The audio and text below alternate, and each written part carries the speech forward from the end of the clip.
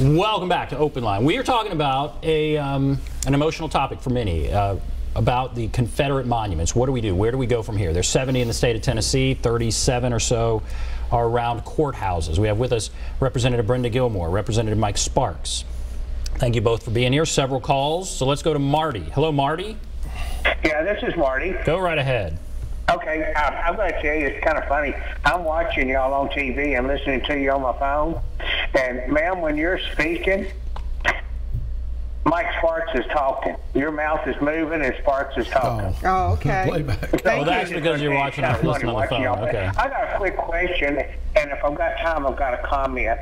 Listen, I looked at the photographs of those people in Charlottesville that they arrested, and they gave some identification on them, but they said the majority of the people in Charlottesville weren't even from Virginia, that they were paid protesters.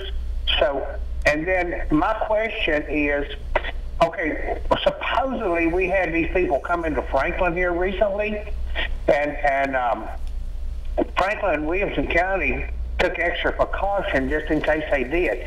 But if these people come here, what protection have we got from them? Especially if they are paid and they're professional people. I don't know that they are. I'm just going by what I've been reading on social media. Yeah, and that if I've got time for a comment, I'd go ahead like with to a share comment. something about my childhood with you, if I can. Briefly, go ahead.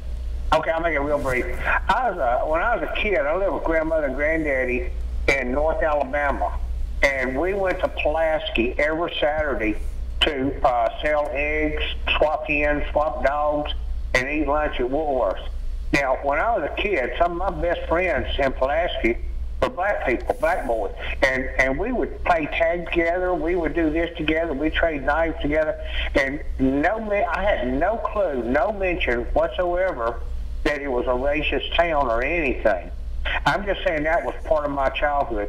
But I want to tell you, I'm really enjoying y'all's show. Both of you are doing an excellent job of defending your position. All right, well, thank you. Let's talk about, number one, many of the people that came to Charlottesville were from outside of that town. This notion that they were paid, I don't think there's a lot of evidence that they were paid. That seems to be the new vogue thing to say, that protesters on both sides are paid. That was not the case. These people were passionate on both sides.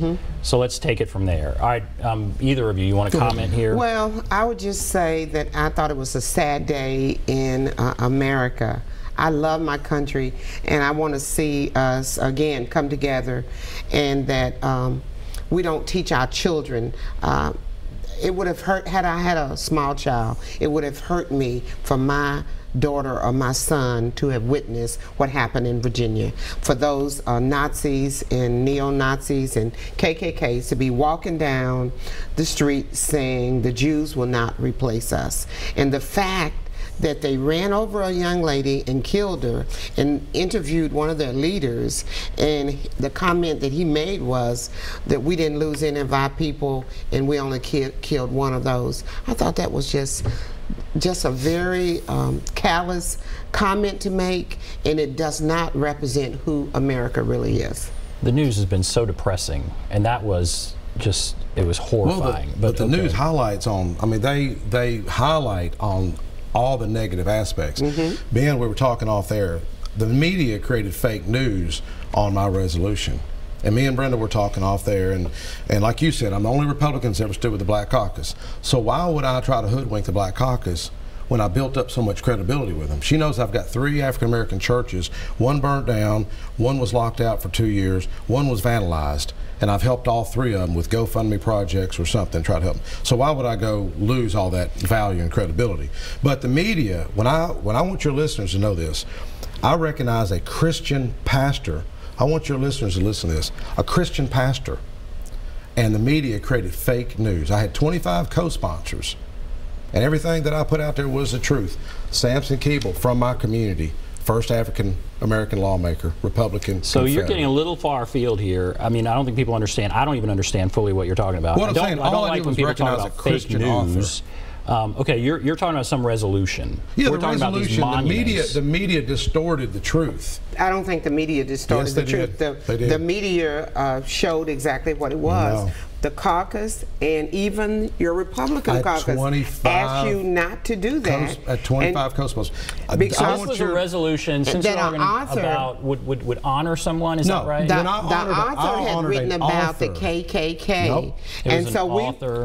Honored an author. You wanted to honor this author. Honored an author, just like I honored a gentleman that's a journalist. And he did come to our caucus, and he asked if we do them, and we said, no, that's not the right thing to do. No, we took out the resolution. We took out Forrest. And the committee system, when he came to the committee asked him not to run that particular bill. It's on TV, you can watch it. And he ran it. And he ran it with a consent agenda, which meant that there was no discussion on it. You just vote for the whole. You just vote for a whole slate. Under our First Amendment. I want your listeners to know this, folks. I want you to wake up. Under the First Amendment, Ben, I can recognize a journalist. I recognize Dan Whittle that's in my community.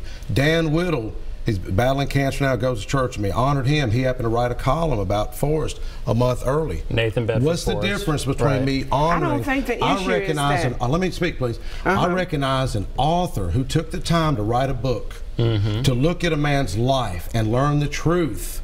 And say, look here, he ended up advocating for African Americans. It's all documented. He had 3,000 African Americans at his funeral. That's something I think that should be talked about. It should be taught in schools. And for me to come under the being crucified by another media outlet, and they literally lied. All I did was honor a pastor who wrote a book. He's a Christian.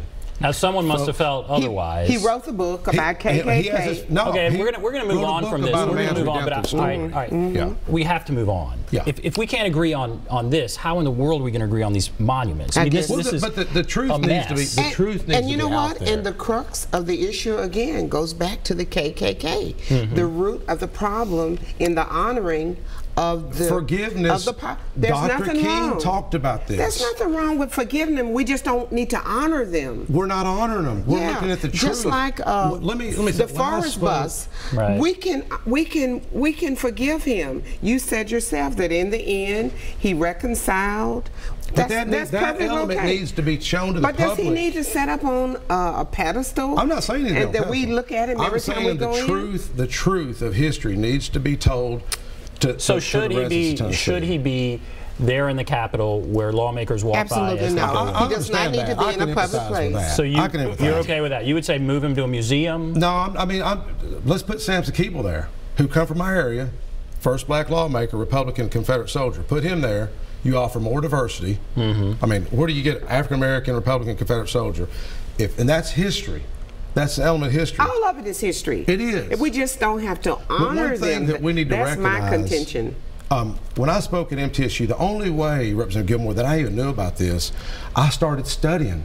Like any good journalist would do, Ben. I started studying for my own. I come across that story of him advocating for African Americans having 3,000 blacks at his funeral. I'm like, but how many did he kill before he did that? This is war. Yeah, but this was an unnecessary kill. From what I read, and I read as well, these were soldiers who had given up. So you're talking about Nathan Bedford Forrest now again. I know, we're getting back and forth. All right, well, that's these are soldiers who had surrendered, and he still killed them. He was exonerated. He was exonerated. It does not make any difference if he was exonerated. Because they looked at the facts. All right, so we're going to... What could be the facts if you surrender? Congress did an investigation. They looked at it. They exonerated. If you surrender, what could be the fact that you would They took up arms against them again. That's my understanding. All right, there's a lot to talk about here. Guess what? We only got to one call. We only got to one call. That was Marty. Marty liked the show, and that was a nice call, Marty. Thank you. All right, we are going to go to more calls, I promise. We're going to take a break, go to more calls. Take a break, be back right after this. Oh, my God.